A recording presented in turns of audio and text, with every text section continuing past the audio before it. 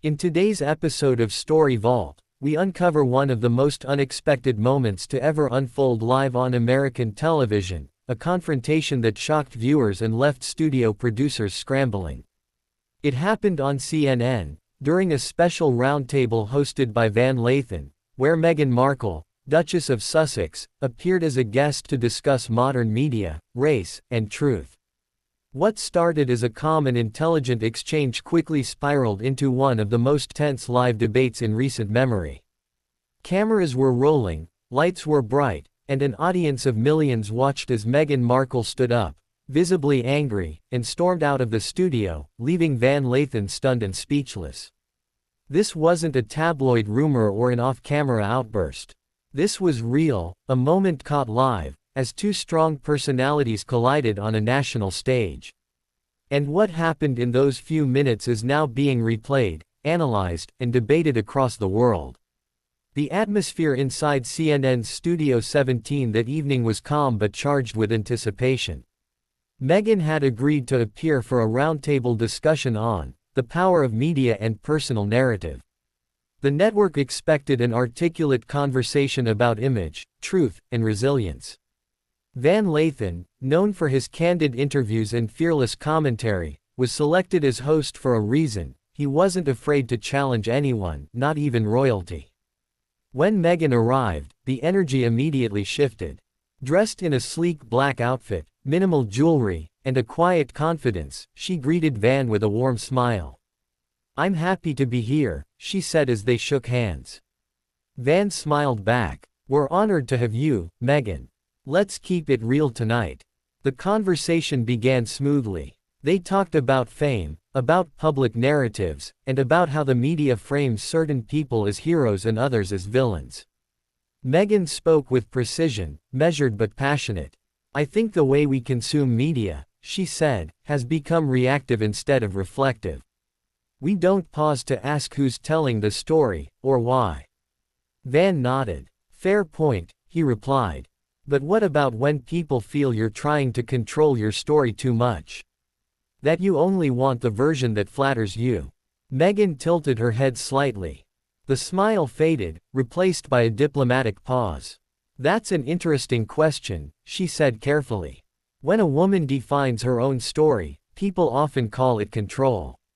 When a man does it, they call it leadership." The audience murmured in agreement. Van smiled slightly, sensing the tension rise. "I get that," he said.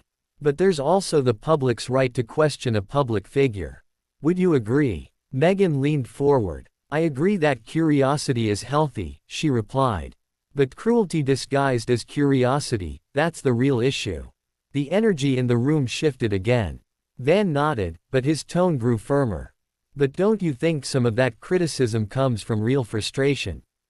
People feel disconnected when everything sounds polished, like there's no room for imperfection. Isn't that part of being authentic?" Meghan's expression hardened slightly. "Authenticity doesn't mean letting others write your pain for you," she said. "I've lived the consequences of that." For a brief moment, the room was silent. Cameras caught every blink, every shift of posture. Van smiled politely. "But Meghan, you also have one of the largest platforms in the world. Doesn't that mean you share some responsibility for the narrative too?" That was the turning point. Meghan's body language changed, shoulders tightened, eyes sharper. She exhaled, clearly holding back frustration. "You're implying I created the narrative that tried to destroy me," she said softly. "That's not responsibility. That's survival." The audience murmured. Again, some clapping, others silent. Van didn't back down. "I'm just saying, sometimes survival and accountability go hand in hand." The tension was now visible. Meghan leaned forward, her voice lower, her tone unwavering. "Accountability for what? For existing as a woman with a voice. For refusing to be silent when silence was easier." Van looked slightly taken aback but pressed on. "For understanding that the public doesn't always see you the way you see yourself. That's part of being in the spotlight." That was the moment everything changed. Meghan took a deep breath and looked directly into the camera instead of at Van. Her words came out clear, cold, and deliberate. "The problem isn't how the public sees me," she said. "It's how the media tells them to." Applause erupted, some loud, some hesitant.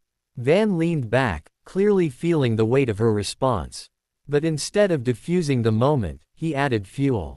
"Sure," he said, with a faint smile. "But at some point, don't we all have to ask, is every headline really someone else's fault?" Meghan's expression froze. She looked down for a brief second, then stood up slowly.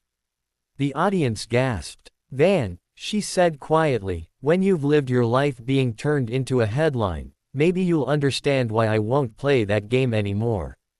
She removed her mic, handed it to a crew member, and without another word, turned and walked off stage. The cameras kept rolling, catching the shock on Van's face, the confused looks of the producers, and the audience's stunned silence.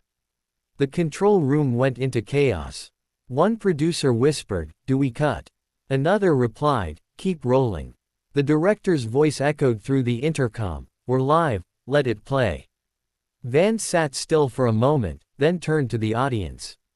"Well," he said with a nervous chuckle, "that's one way to end a conversation." The room filled with awkward laughter, but the damage was done. Within minutes, clips of the walkout were all over social media. Hashtag Meghan on CNN and hashtag Van Lathan clash began trending across platforms. People debated whether Van had gone too far or if Meghan had overreacted. Online, the reactions were split. Some praised Meghan for standing her ground, calling her brave and graceful under fire. Others accused her of avoiding tough questions, saying, "If you go on live TV, you have to face real dialogue." CNN released a brief statement hours later, saying, "Tonight's discussion was passionate and honest. We respect all perspectives shared." Van posted a cryptic message on his social feed, "Truth is uncomfortable, but necessary." For Meghan's team, silence was their answer. No press release, no denial, just quiet. But that silence spoke louder than any statement could. Behind the scenes, insiders revealed that Meghan's team hadn't expected Van to take such a direct approach. The conversation was meant to be balanced and respectful, not confrontational. One source close to production said, "She was calm before the show, but once Van started pressing about accountability, you could feel the energy change." In the following days, news outlets from every corner of the world covered the walkout. Some called it a media meltdown, others labeled it a defining moment of modern TV. Psychologists and analysts even weighed in, calling it a collision of narrative control and journalistic truth. It was more than a celebrity story, it was a reflection of a larger conversation about how much power public figures should have over their image. Van, for his part, defended his approach. In a later podcast episode, he said, "I wasn't attacking her. I was asking the questions viewers wanted to ask. If you sit across from someone as influential as Meghan Markle, you can't be afraid to go deep." But Meghan's supporters saw things differently. One fan tweeted, "A black woman stands up for herself and suddenly it's a meltdown.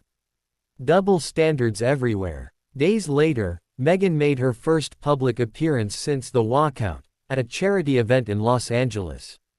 She smiled for photographers but declined to answer any questions about CNN. When one reporter shouted, "Do you regret walking off?" she simply smiled and said, "Not every story deserves your voice." That line went viral again, reposted, quoted, and discussed on talk shows across America. It became symbolic of her larger message: silence can be more powerful than argument. Meanwhile, Van Lathan continued to receive both criticism and praise. Some viewers admired his courage to push boundaries, others accused him of being unnecessarily confrontational. But one thing was certain: their exchange had reignited a global debate about the line between journalism and judgment. Weeks later, clips from the show continued to trend. Editors dissected every facial expression, every pause, every word exchanged. Scholars even discussed it in media studies panels, calling it a masterclass in live television tension. And perhaps, in a strange way, That's exactly what it was. Two people representing two sides of the same truth, one fighting to be understood, the other demanding accountability for understanding itself. In the end, both walked away unchanged yet undeniably impacted. Meghan continued to champion her causes, Van continued to challenge his guests, and the world continued to argue who was right, who was wrong, and what really counts is truth when cameras never stop rolling. This wasn't just about Meghan Markle or Van Lathan. It was about the collision between storytelling and scrutiny, between human emotion and the performance of public life.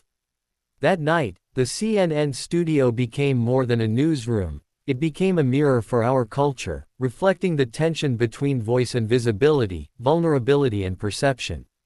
And maybe that's the real takeaway. Sometimes, the most powerful thing said on live TV is the silence that follows when someone walks away. This is Story Vault, where truth and perspective meet halfway between what's said and what's left unsaid. Until next time, stay curious, stay grounded, and always look beyond the headline. 5 luxury cars glide through a glass tunnel at night, silver reflections shimmer across their curved bodies. The low hum of engines echoes against neon blue walls. One by one, their headlights fade into darkness as a golden light rises, revealing the Story Vault logo glowing softly. A whisper of sound fades to silence. Truth, perspective, Story Vault.